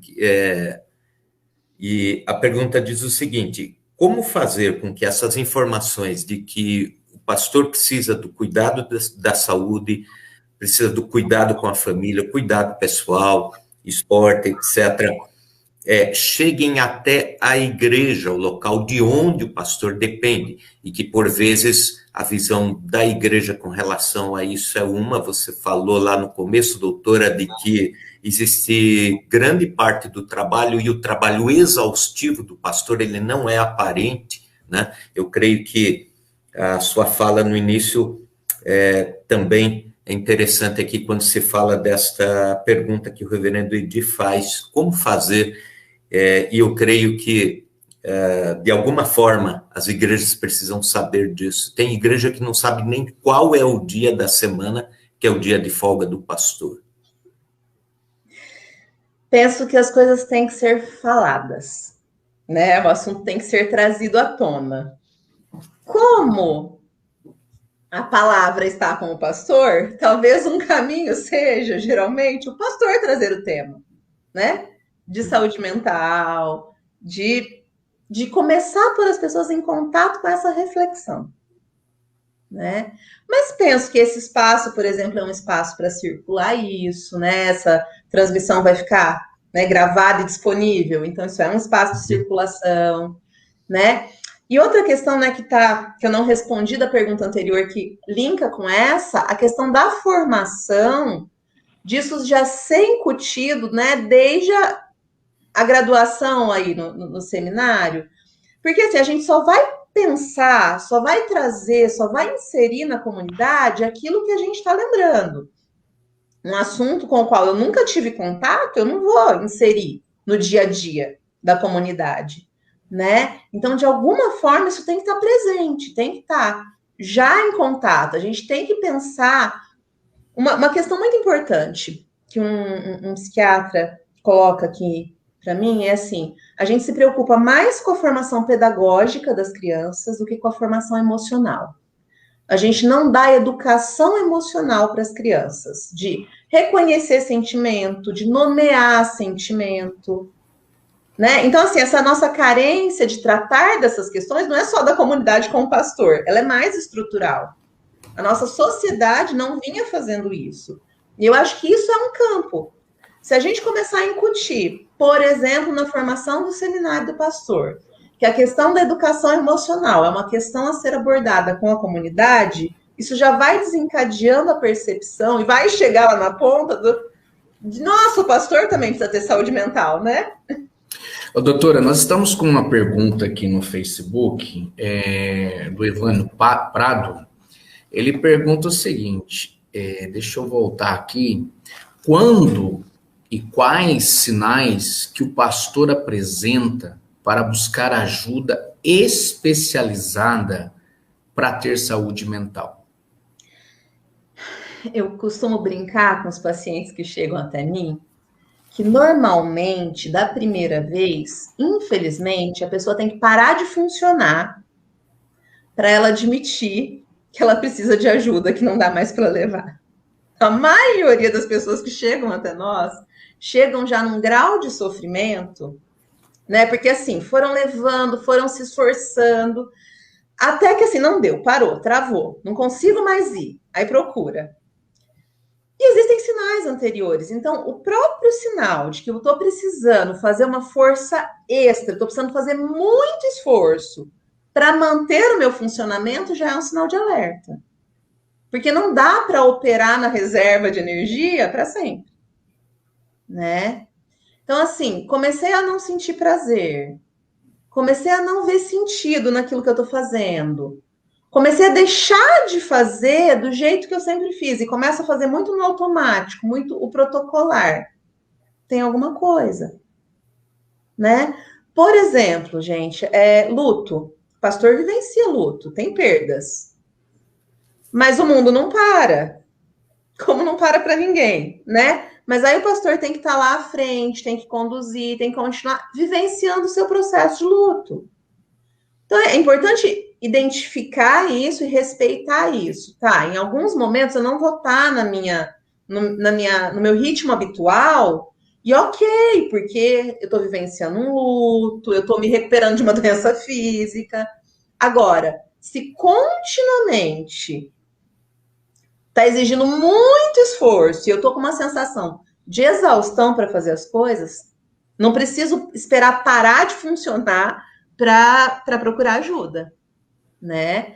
Ou, como a gente conversou na outra pergunta, quando eu noto que tem um excesso em alguma coisa, eu posso não estar deprimido, ansioso, mas eu sempre fico enroscado, sempre fico mexido com uma questão, é muito desconfortável lidar com uma questão, já é um caminho para terapia, né? De, opa, tem algum enrosco pessoal aí. A terapia como um todo, eu penso assim que seria útil, seria uma ferramenta útil para todos que se dispuserem a. Porque quando a gente cuida de gente, a gente corre o risco de se enroscar com as questões das pessoas. Então, as nossas questões têm que estar tranquilas. E todos nós trazemos na bagagem questões mal resolvidas, questões difíceis, histórias de vida difíceis. Então, eu penso que para todo mundo que cuida de gente, a terapia já é benéfica antes de apresentar qualquer sinal, né, de de maior necessidade, ela já é uma ferramenta, ela já é um instrumento. Pessoal, nós estamos chegando no finalzinho. Tem uma última pergunta aqui, com ela nós vamos depois partir para os agradecimentos e a gente encerrar o nosso trabalho. A pergunta é do Rogério Nunes. Ele usa uma expressão aqui, empatia enfadada. Como ter uma empatia saudável? A gente estava conversando, né, um pouco atrás sobre isso. O conceito de empatia envolve manter a perspectiva que a dor é do outro, que o sofrimento é do outro. Eu me importo, eu me compadeço, eu me aproximo. Mas, normalmente, essa dor não é minha. Isso é importante porque eu não posso dizer, eu sei como você se sente, que a dor é do outro. Então, eu posso dizer, eu imagino, eu suponho, eu sinto muito, né? Dizer, comigo foi pior, também não é um sinal empático, né? A gente tem que dar lugar, tem que escutar de verdade a dor do outro. Isso é empatia. Agora, a gente não pode deixar que o outro também grude, que a gente colhe no desespero do outro, porque isso vai drenar toda a energia e a gente vai desenvolver a tal da fadiga de compaixão, né? Vai cansar de se importar com o outro.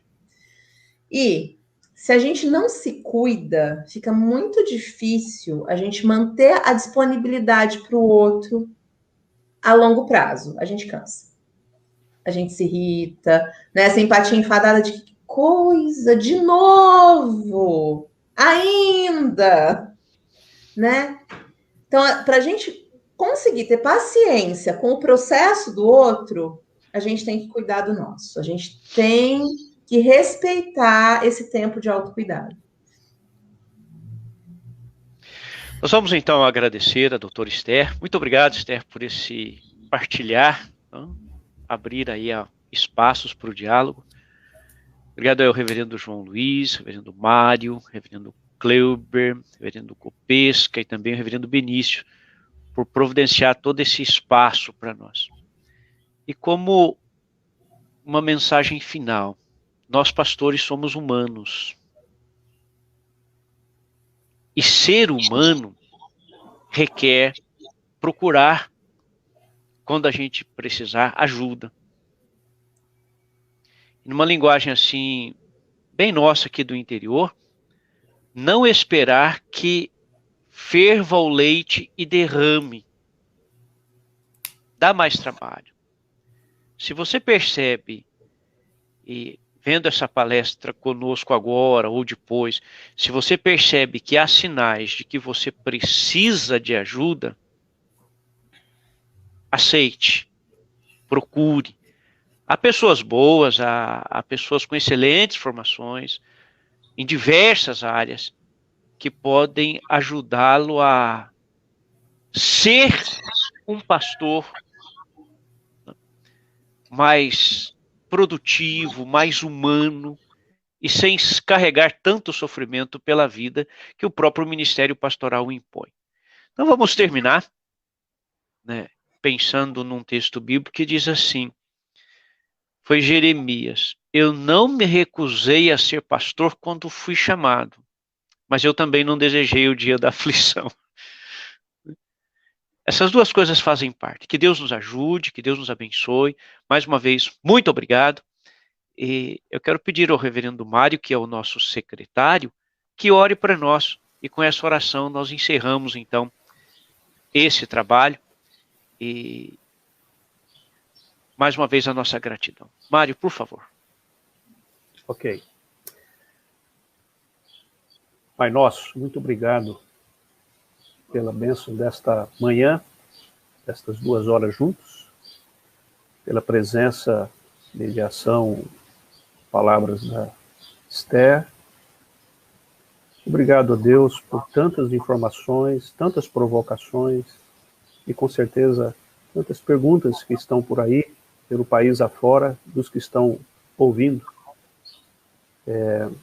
Mas eu queria, Senhor, agradecer porque aconteceu, teve esse espaço, e a gente está falando sobre tudo isso. Muito obrigado, Senhor, por esse tempo de partilha. E nós rogamos também que o Senhor continue abençoando cada pastor, cada pastora, ministro, cada líder, para que o Senhor possa sustentá-los, cada um com as suas demandas, que consiga organizar, consiga ajustar as esposas, os esposos, cônjuges, filhos, filhas, netos, família. Ó Deus, que o Senhor possa segurar forte em suas mãos, cada um, cada uma, e que possa haver tempo, espaço, possibilidade de ressignificar tantas coisas, encontrar caminhos, acima de tudo, ó Pai, o caminho da saúde mental.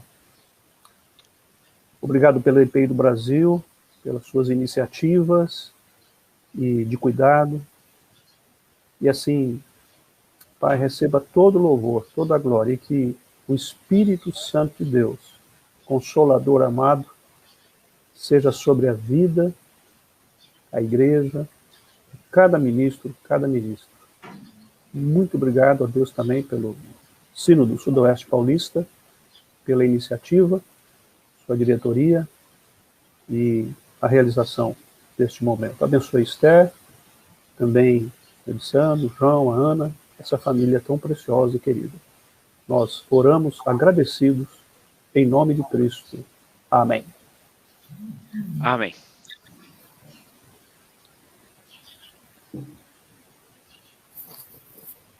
Então, até mais. Muito obrigado. A gente se vê em outra oportunidade quando Deus permitir. Ai.